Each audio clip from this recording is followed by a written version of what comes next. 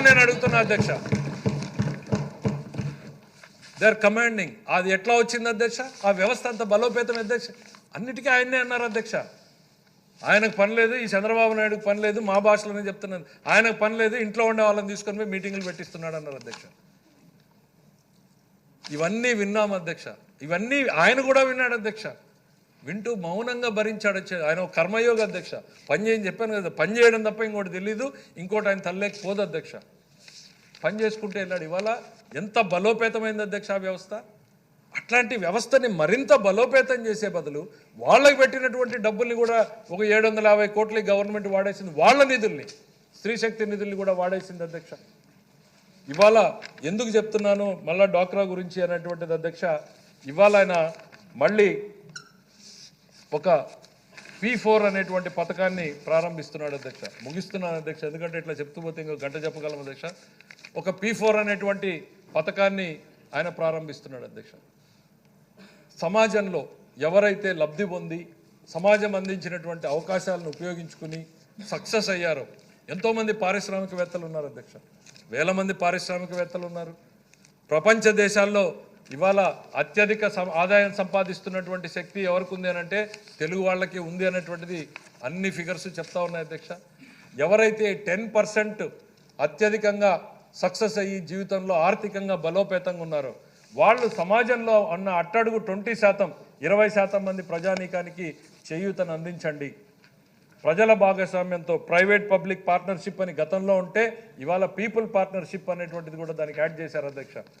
వాళ్ళని ఎట్లా అనుసంధానించాలి, ఆ డ్వాక్రా మహిళల్ని మళ్ళీ ఎట్లా బలోపేతం చేయడానికి ఈ P4ని ఎట్లా ఉపయోగించాలి అనేటువంటి ఆలోచన చేశారు అధ్యక్ష.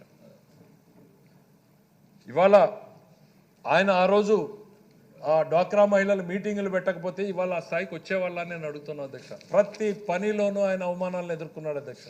అన్నింటినీ భరిస్తూ ముందుకెళ్ళి ఇవాళ ఆ విజయాలు కళ్ళ ముందు కనపడతా ఉంటే అదే ఆయనకు లభించేటువంటి ఆనందం అనుకుంటా అధ్యక్ష.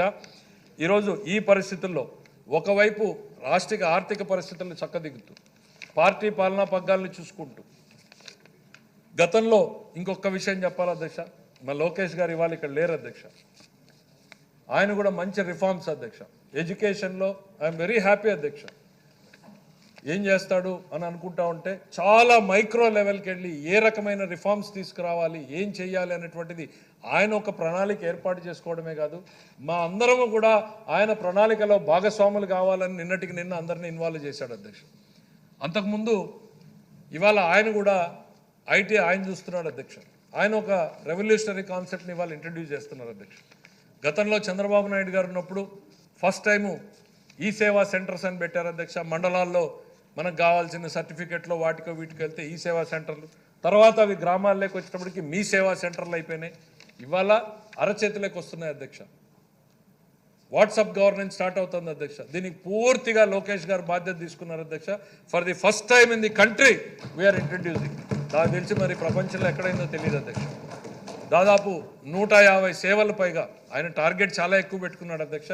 ఇమీడియట్గా 150 సేవల్ని వాళ్ళ వాట్సాప్ ద్వారానే వాళ్ళ క్యాస్ట్ సర్టిఫికేట్ కావాలో, ఇన్కమ్ సర్టిఫికేట్ కావాలో, లేక ఎలక్ట్రిసిటీ బిల్లు కట్టాలో, ఇట్లాంటివన్నీ కూడా వాట్సాప్లోనే గవర్నెన్స్ చేసేటువంటి పని ఆయన ఇవాళ ఆయన శ్రీకారం చుట్టాడు అనేటువంటిది తెలియజేస్తా ఉన్నాం అధ్యక్ష.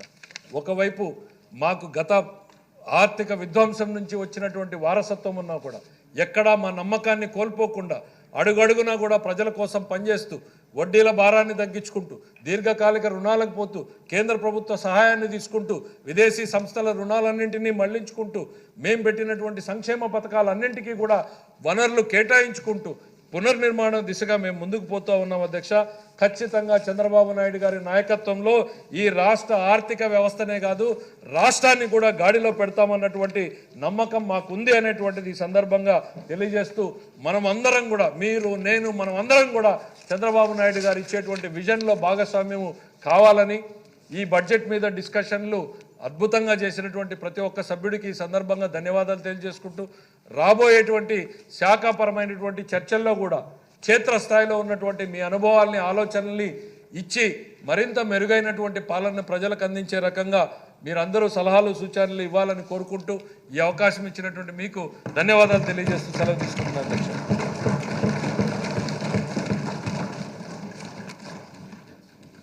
గౌరవం.